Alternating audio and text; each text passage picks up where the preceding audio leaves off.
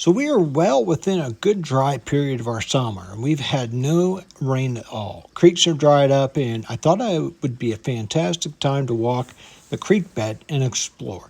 And I'm just exploring, whether it's woods, forests, terrain, scenery, some old historic remnants left behind from the CCC days, fossils, tons of them. Most specifically, we are going to look at investigating a possible artifact. I took a pick and noted an unusual rock in situ as I was walking through the creek bed. It was standing between two other rocks.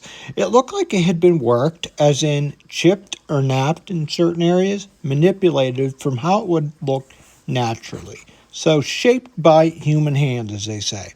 I took the pick, I finished my walk, I sent the pick to a couple friends and gave some quick details. So here starts a rough, proper way to assess a possible item and review all the details. Our true investigation. So several friends have the basic information and the pick to review. It was a cool find. The material appeared like a celt that I had looked at. And I wanted more information, interesting enough to want more information, so I sent it to these friends. My one friend who specializes in geology, archaeology, and probably other ologies, took a look and gave me a very thorough response. And here are some elements of that response. There are marine fossils in it. The material doesn't belong where I found it, unless I discovered a new outcrop of Vanport Marine Zone or one of the Mercer marine beds. These beds are not recognized this far east. We're looking at Clarefield County, Pennsylvania. Both beds are sources of chert in the west. It does look worked, but more like limestone than chert. The Vanport was extensively mined for road aggregate and riprap.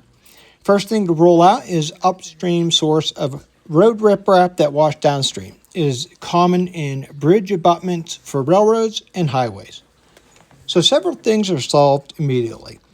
Why it looks worked, what material, where it came from.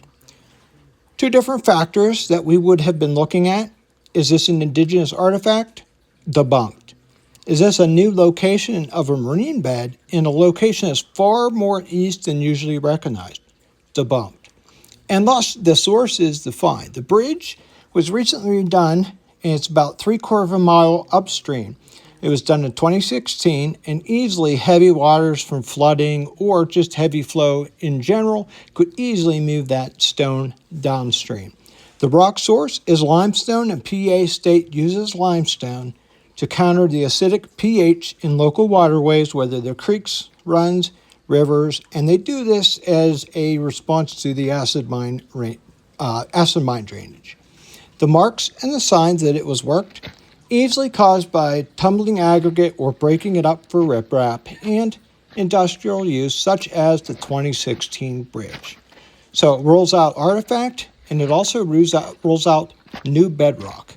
So this is a wonderful example of taking in all the findings, the surrounding area details, and getting a very clear, decisive answer with no mystery, just facts. In a Facebook forum or an online forum, a picture with inaccurate background info would have been posted, and Donnybrooks ensued.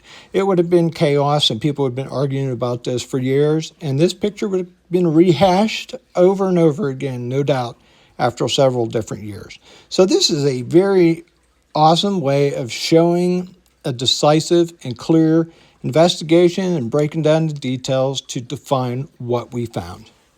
Thank you for listening. And once again, I apologize for my voice. Hopefully it improves a little bit here soon. Cheers.